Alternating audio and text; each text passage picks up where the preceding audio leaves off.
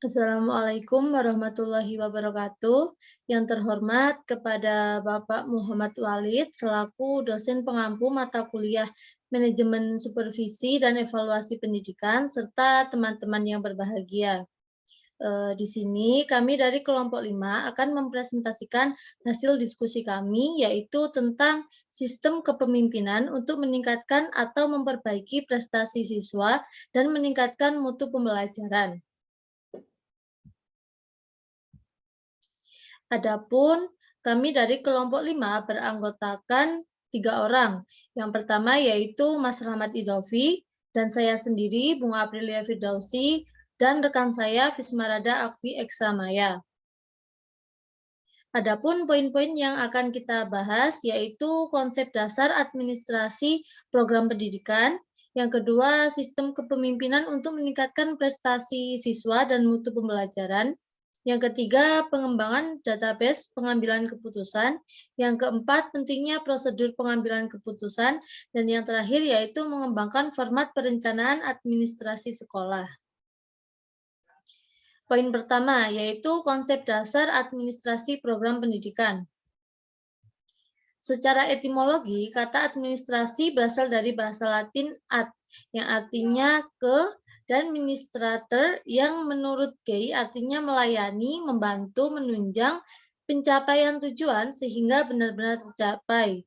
Selanjutnya, menurut Nur Hadi, mengartikan administrasi sebagai suatu kegiatan atau rangkaian kegiatan yang berupa proses pengelolaan usaha, kerjasama kelompok manusia yang tergabung dalam suatu organisasi untuk mencapai tujuan bersama yang telah ditetapkan sebelumnya agar efektif dan efisien. Adapun definisi administrasi pendidikan menurut Ngalim Purwanto, administrasi pendidikan merupakan segenap proses pengerahan dan pengintegrasian segala sesuatu, baik personal, spiritual, maupun material, yang bersangkut paut dengan pencapaian tujuan pendidikan. Sedangkan menurut Daryanto, administrasi pendidikan adalah tindakan mengkoordinasikan perilaku manusia dalam pendidikan agar supaya daya yang ada dapat ditata sebaik mungkin sehingga tujuan pendidikan dapat tercapai secara produktif. Sehingga dari pendapat di atas dapat disimpulkan bahwa administrasi program pendidikan adalah suatu proses kerjasama oleh sejumlah orang yang memanfaatkan semua sumber dan fasilitas yang ada untuk mencapai tujuan pendidikan yang telah ditetapkan secara efektif dan efisien. Kemudian poin yang kedua yaitu sistem kepemimpinan untuk meningkatkan prestasi siswa dan mutu pembelajaran. Yang pertama yaitu sistem kepemimpinan untuk meningkatkan prestasi siswa.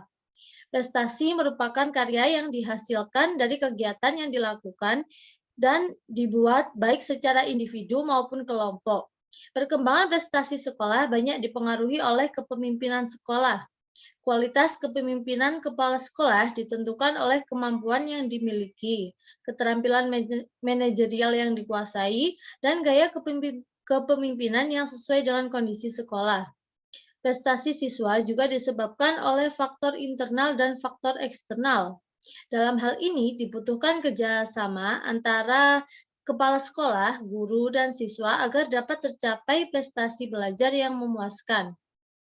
Kepala sekolah berwenang untuk memotivasi seluruh anggota yang ada di sekolah agar selalu melakukan hal-hal positif, disiplin, dan menaati peraturan sekolah.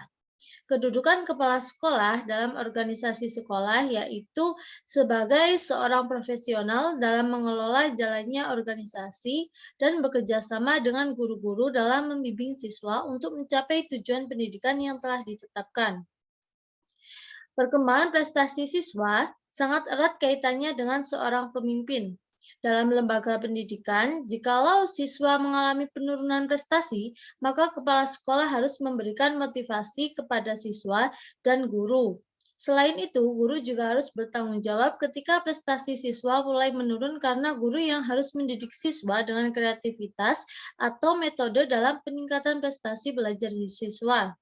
Jika terjadi penurunan prestasi belajar siswa, maka guru tersebut perlu disupervisi yang akan dilakukan oleh kepala sekolah karena kepala sekolah merupakan tombak dari kesuksesan siswa. Selanjutnya akan dijelaskan oleh rekan saya, Mbak Fismarada Afi Eksa. Kepadanya dipersilahkan. Baik, materi selanjutnya yaitu sistem kepemimpinan untuk meningkatkan mutu pembelajaran. Kepala sekolah dalam meningkatkan mutu pendidikan termasuk di dalamnya kompetensi berkomunikasi dan memotivasi. Kemampuan tersebut sangat berkaitan erat dengan kemampuan kepala sekolah dalam meningkatkan mutu lembaga pendidikan. Cara kepala sekolah berkomunikasi mengenai program peningkatan mutu pendidikan dilakukan melalui forum rapat. Sedangkan cara kepala sekolah dalam memotivasi yaitu dengan memberi penjelasan bahwasanya mutu pendidikan itu perlu ditingkatkan terus. Dalam ranah pendidikan, istilah mutu meliputi input, proses, dan output pendidikan. Input pendidikan merupakan sesuatu yang harus tersedia karena untuk menunjang kegiatan belajar mengajar. Proses pendidikan merupakan berubahnya sesuatu menjadi sesuatu lain. Output pendidikan merupakan hasil kinerja semua anggota sekolah yang diperoleh dari proses sehari-hari. Output pendidikan dapat dikatakan bermutu jika prestasi siswa mengalami pencapaian tinggi dalam hal prestasi akademik dan non-akademik.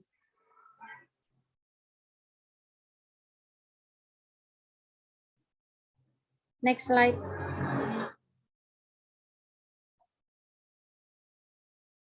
Kunci utama dalam meningkatkan mutu pendidikan adalah mutu para gurunya. Dalam kegiatan belajar mengajar, seorang guru menduduki peran yang sangat penting. Oleh sebab itu, usaha peningkatan mutu pendidikan dapat diartikan sama dengan peningkatan mutu gurunya. Mutu pembelajaran dapat tercapai karena dipengaruhi oleh beberapa faktor, di antaranya yaitu kepemimpinan kepala sekolah dalam memimpin dan mempengaruhi guru dan karyawan, pengadaan sarana dan prasarana pembelajaran, kompetensi guru dalam mengajar, serta kondisi siswa dalam memahami materi bahan ajar. Poin pembahasan yang ketiga yaitu pengembangan database pengambilan keputusan. Database merupakan sistem file komputer yang menggunakan pengorganisasian tertentu yang dimaksudkan untuk mempercepat pembaharuan masing-masing data dan mempermudah proses pencarian data melalui aplikasi. Akses dapat dilakukan secara cepat terhadap semua data yang tersimpan dalam database, sehingga dapat memberi kemudahan ketika membuat laporan atau mengambil keputusan. Sebagai seorang pemimpin, kepala sekolah memiliki fungsi dalam pengambilan keputusan. Kepala sekolah dituntut mampu untuk mengambil keputusan yang berkaitan dengan keperluan sekolah. Terdapat beberapa keputusan yang dapat diambil oleh kepala sekolah dalam rangka menjalankan fungsinya, yaitu mengambil keputusan bersama tenaga kependidikan di sekolah, mengambil keputusan untuk internal sekolah, dan mengambil keputusan untuk kepentingan eksternal sekolah. Setiap keputusan yang diambil diperlukan informasi yang sesuai dan informasi tersebut diperoleh dari pemanfaatan sistem database yang baik. Kepala sekolah juga menggunakan peranan sistem database pendidikan dalam menentukan kebijakan selanjutnya. Hal tersebut dilakukan untuk mencari solusi dari setiap permasalahan di sekolah.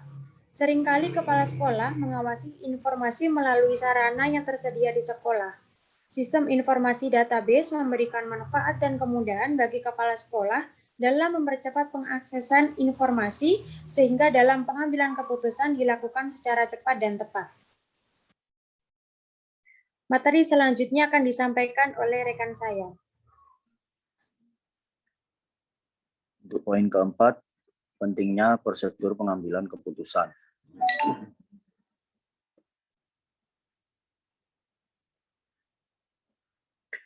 Pengambilan keputusan adalah memilih dan menetapkan satu alternatif yang dianggap paling tepat dari beberapa alternatif yang dirumuskan.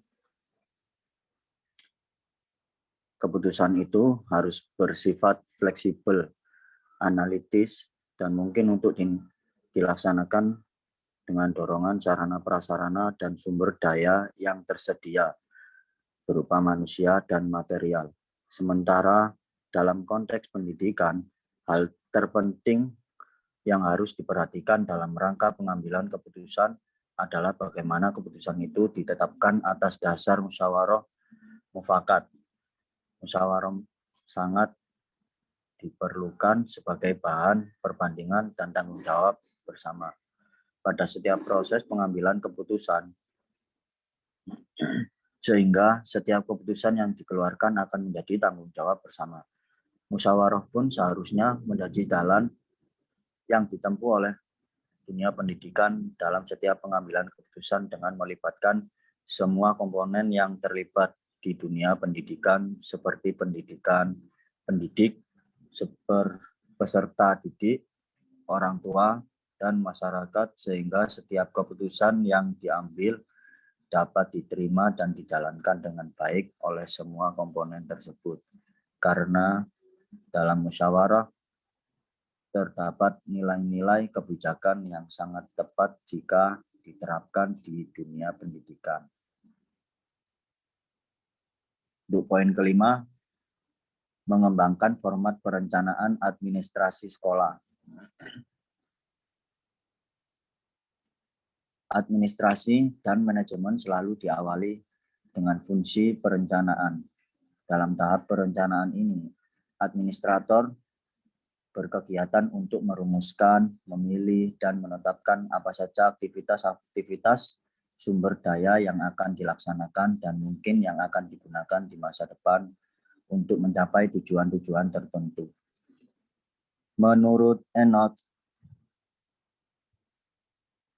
berpendapat bahwa definisi perencanaan pendidikan adalah sebagai suatu proses mempersiapkan alternatif keputusan bagi kegiatan masa depan yang diarahkan kepada pencapai tujuan dengan usaha yang optimal, mempertimbangkan kenyataan-kenyataan yang ada di bidang ekonomi, sosial budaya secara menyeluruh dari seluruh negara, suatu negara.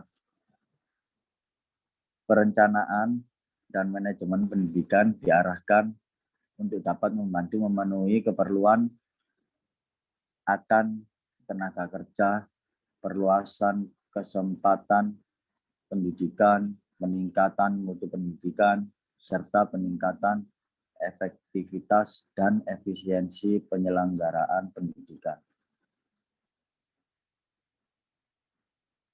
Dengan demikian, dalam mengembangkan format perencanaan administrasi pendidikan juga menggunakan pendekatan-pendekatan antara lain yaitu yang pertama pendekatan kebutuhan sosial, menekankan pada tujuan pendidikan yang mengandung misi pembebasan yakni pembebasan masyarakat dari kebodohan dan kemiskinan. Misalnya keperluan akan pendidikan yang memadai, yang implementasinya tertuang dalam bentuk kebijakan wajib belajar, pembebasan biaya pendidikan bagi kelompok masyarakat yang terbatas secara ekonomis. Untuk yang kedua, pendekatan perencanaan ketenaga kerjaan, menekankan pada kesesuaian atau relevansi antara lulusan suatu pendidikan dan keperluan akan tenaga kerja di berbagai bidang. Proses pendidikan dipandang sebagai wahana untuk mempersiapkan peserta didik menjadi sumber daya manusia yang terdidik dengan baik. Yang ketiga, pendekatan untung rugi dalam perencanaan pendidikan, menekankan pada analisis untung rugi yang lebih bersifat ekonomis dan berlandaskan pada konsep investment in human capital. Pendidikan dipandang sebagai investasi sumber daya manusia yang akan mendatangkan keuntungan yang dapat diukur dengan nilai moneter.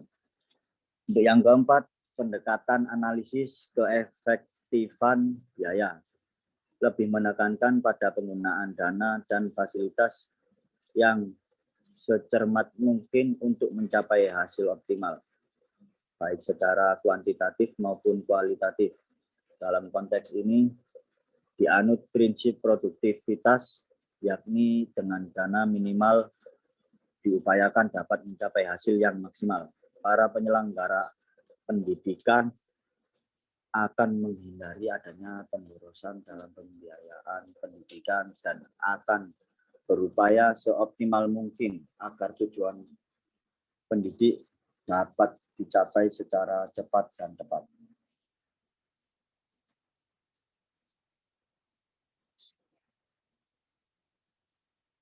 Sekian dari saya kembalikan kepada Mbak Bunga. Terima kasih untuk rekan-rekan saya yang telah mempresentasikan dan menjelaskan materi yang telah kita diskusikan. Mungkin cukup sekian dari kelompok kami. Ada kurang lebihnya, kami mohon maaf yang sebesar-besarnya. Akhirul kalam, wassalamualaikum warahmatullahi wabarakatuh.